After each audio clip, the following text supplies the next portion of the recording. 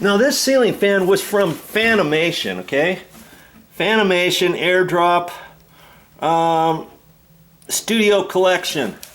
All right, but you don't have to get a Fanimation.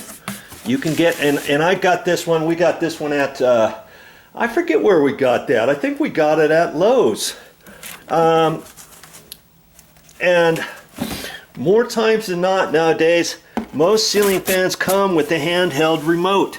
But you've got to look, I turn this around because it's in a different language on that side. It comes, I always want to make sure that it comes with the fan control remote. Even if I have a wall switch, you know, for it. But, so if you get the gist of pulling apart a ceiling fan, putting it all together and getting ready to mount it and stuff, they're all pretty much about the same. Granted, this one here comes with a little extension rod. The extension rod on it is not very long. Okay, you see there? It's not very long at all. All right, and if you have a really tall ceiling, this ceiling has to be 10 feet tall. Now, if I wanted to, I could have, while I was at the store, I could have decided to get a longer extension on here if you've got a taller ceiling. Say if you got a 12-foot ceiling, maybe you want to have a longer rod. So at that point, I would pull the box out to make sure the color is right, because normally Lowe's and the Home Depot and whatever other stores, usually they have a whole selection of these, and you think, oh, it's just silver. And you go over there and there might be 3 different colors of silver. You want to make sure you get the right one.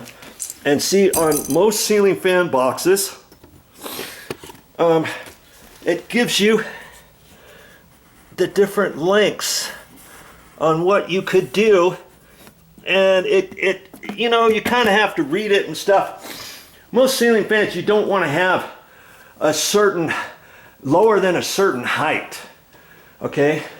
And you look at the boxes and stuff, and in this case it's next to a bed, and it's only going to be hanging down a little bit, okay? And that's okay.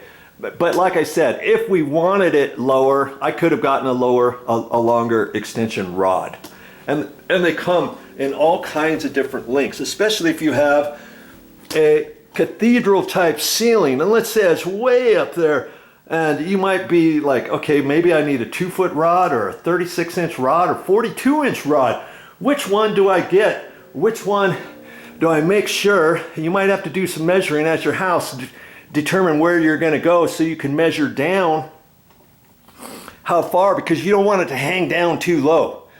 But then you don't want it, when you get all done with it and you get ready to hang it, you think, oh man, I wish I would have got the 32-inch or the 36-inch rod instead of the 24-inch rod. You see what I mean? So you can check that out.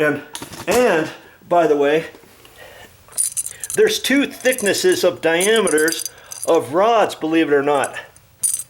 I was helping a guy one time, and he wanted a long extension rod. He went to the store, he got the right color and everything. He came back, we were going to put it together. He wanted me to help him, and the extension diameter was too short, too small. I'm like, what the heck is going on? He went back to the store. Sure enough, they had a thicker, a fatter one as opposed to a skinnier one. And you may think, what's the difference? But if you're going to get a rod, make sure you pull the box apart at the store. Tell a salesperson, hey, I'm going to get this, but I want to get an extension rod longer, and I want to make sure the color is right, and I want to make sure it looks exactly like this one in diameter. Okay.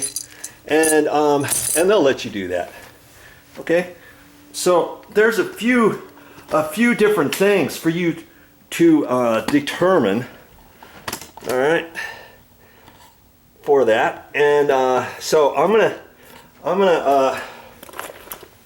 pull this apart.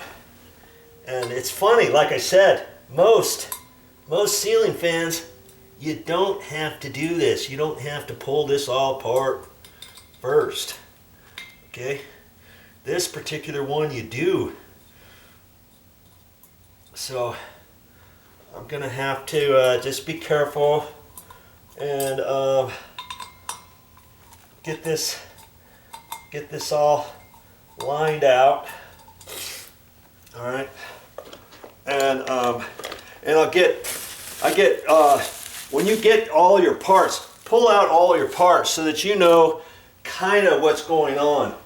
Okay, because like this, you should see a couple bags for all your screws, for the fan blades, and for different things. Okay, so I'm going to get this unscrewed and get the fan blades ready. You see, the fan blades on this particular one, this cover comes out, and then they go in through these side slots here. See.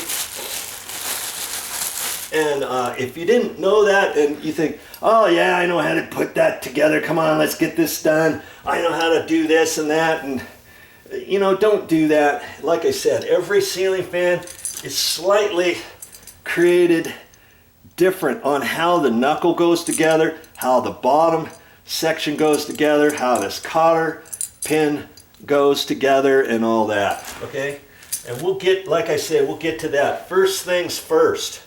Right, I'm taking this housing, unscrewing that so I can get this next thing out of here. Well, I can cross that one off my list. That's all I got for this time. But I'll be back with more videos.